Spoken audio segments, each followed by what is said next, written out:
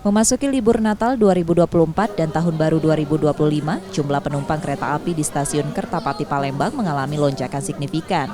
Hingga awal pekan ini, tiket yang terjual mencapai 46.085 atau 99,32% dari kapasitas 46.440 tempat duduk.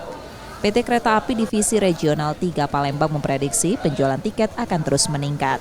Untuk meningkatkan pelayanan, PT KAI Divre 3 Palembang menambah 1 kereta eksekutif, kereta api Sindang Marga relasi Kertapati Lubuk Linggau, serta 1 kereta ekonomi kereta api Raja Basa relasi Kertapati Tanjung Karang. Untuk khusus dalam momen angkutan Natal ini, kita bisa mengoptimalkan nambah 1 kereta, ya, artinya diperpanjang dan itu bisa menambah kedua belah arah, ya, menambah 212 orang karena 1 kereta seatnya 164. Itu yang membedakan Nataru dan kondisi hari-hari biasa.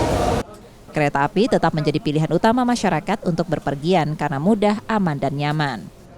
Karena murah juga kan sekarang kereta apinya juga udah bersih, nggak ada asongan, jadi sudah mudah aksesnya. Selain itu, PT Kereta Api Indonesia Divre 3 Palembang dan Direktur Jenderal Perkereta-apian Kementerian Perhubungan juga telah melakukan ramcek untuk memastikan kelayakan dan kesiapan operasional lokomotif serta gerbong. Nur Muhammad, Kompas TV, Palembang, Sumatera Selatan.